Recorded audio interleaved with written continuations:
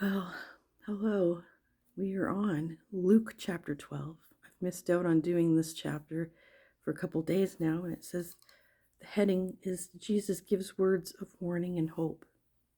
And during that time, a crowd of many thousands had gathered, and there were so many people that they were stepping on one another. And Jesus spoke first to his disciples.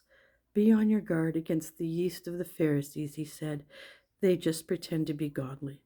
Everything that is secret will be brought out into the open. Everything that is hidden will be uncovered. What you have said in the dark will be heard in the daylight.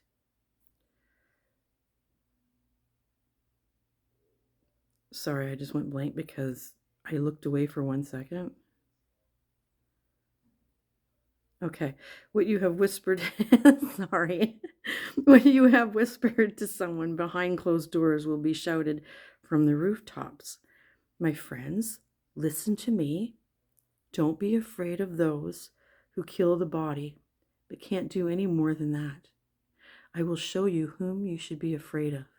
Be afraid of the one who has the authority to throw you into hell after you have been killed. Yes, I tell you, be afraid of him. Aren't 5 sparrows sold for 2 pennies?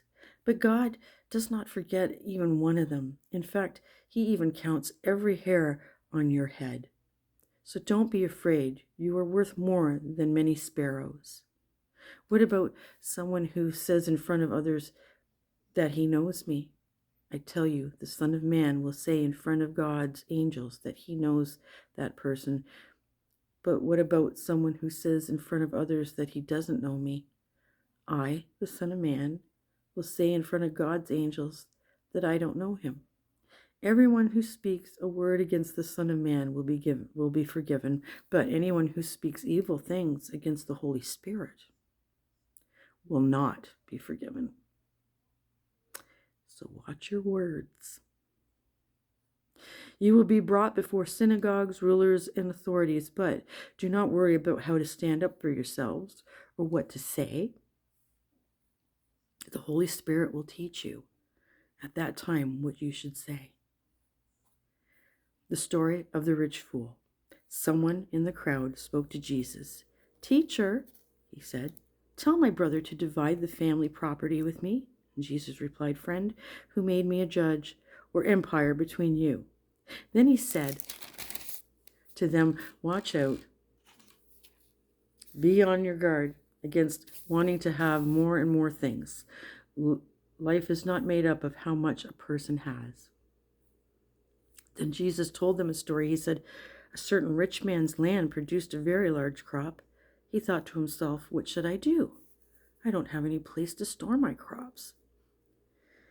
Then he said, This is what I'll do. I will tear down my barns and build bigger ones. I will store my extra grain in them.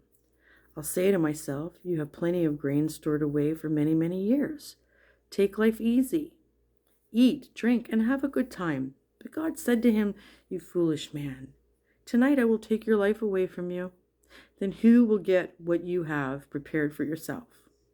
That is how it will be for whoever stores things away for themselves, but is not rich in the sight of God. Do not worry. Then Jesus spoke to his disciple. He said, I tell you, do not worry. Don't worry about your life and what you will eat, and don't worry about your body and what you will wear. There is more to life than eating. There are more important things for the body than clothes. Think about the ravens. They don't plant or gather crops. They don't have any barns at all. But God feeds them.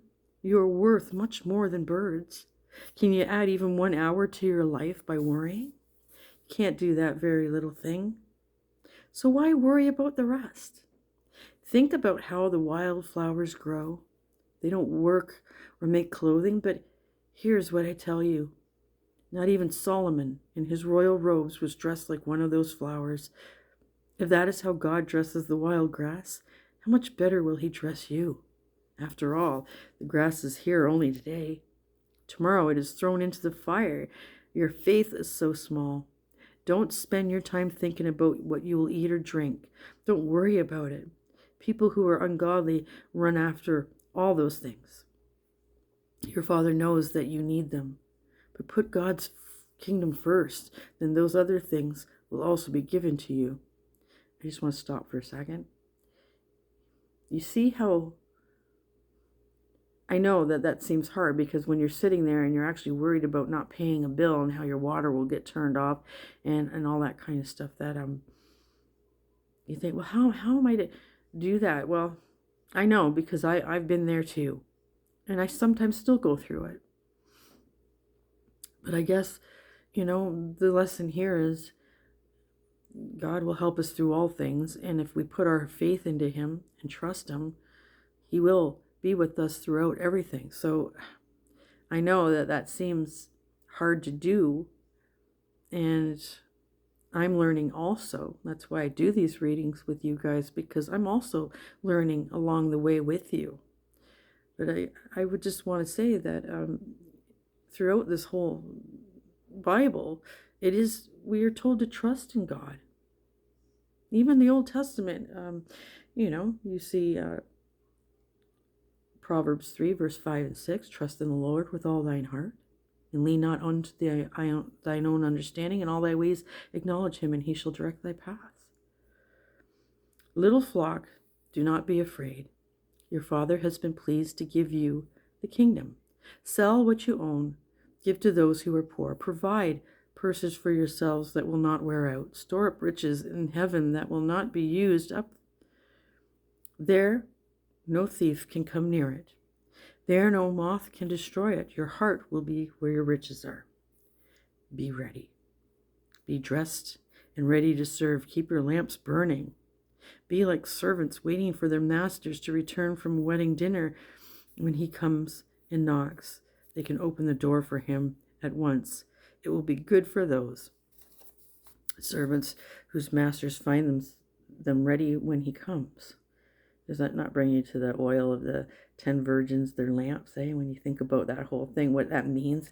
And that pretty much, in a different sense, explains what that actually means. Because it does. When you're sitting there going through reading the Bible, you will see things and just be like, okay.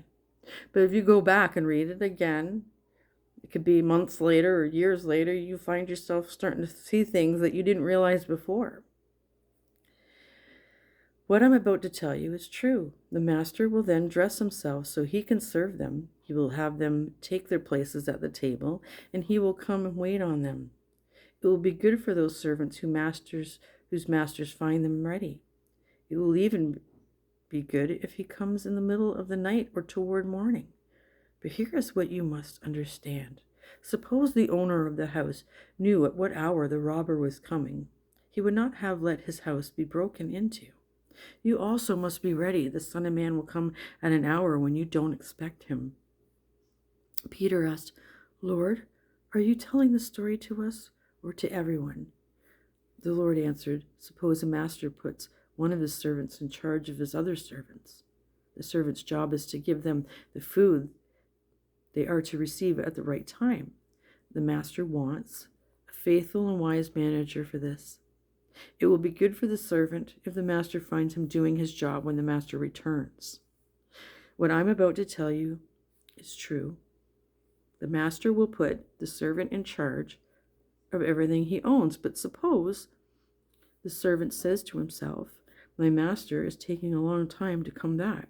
Suppose the servant begins to beat the other servants, both men and women. Suppose he feeds himself, and suppose he drinks until he gets drunk. The master of the servant will come back on the day the servant doesn't expect him. The master will return at an hour the servant doesn't know. Then the master will cut him to pieces. He will send the servant to the place where unbelievers go. Suppose a servant knows the master's wishes, but the servant doesn't get ready and doesn't do what the master wants. Then that servant will receive a heavy beating. But suppose the servant does not know his master's wishes. And suppose the servant does things for which he should be punished. He will receive a lighter beating. Much will be required of everyone who has been given much. Even more will be asked of the person who is supposed to take care of much. Jesus will separate people from one another. I have come to bring fire on the earth. How I wish the fire had already started. But I have a baptism of suffering to go through, and I must go through it. Do you think I came to bring peace on earth? No, I tell you, I have come to separate people. From now on, there will be 5 members in a family, each one against the other. There will be 3 against 2, and 2 against 3. They will be separated. Father will turn against son, and son against father. Mother will turn against daughter, and daughter against mother. Mother-in-law will turn against daughter-in-law, and daughter-in-law against mother-in-law. Understanding the meaning of what is happening. Jesus spoke to the crowd. He said, you see a cloud rising in the west. Right away, you say, it's going to rain. And it does. The south wind blows. So you say, it's going to be hot. And it is. You pretenders. You know how to understand the appearance of the earth and the sky. Why can't you understand the meaning of what is happening right now? Why don't you judge for yourselves what is right? Suppose someone has a claim against you, and you are on your way to court. Try hard to settle the matter on the way. If you don't, the person may drag you off to the judge. The judge may turn you over to the officer, and the officer may throw you into a prison. I tell you, you will not get out until you have paid the very last penny. And that's the end of chapter 12, and I went over the 10-minute mark because I talk. So I only have this one posted on YouTube. Thank you for listening, and I will be back to do a couple more things, and see you in a bit.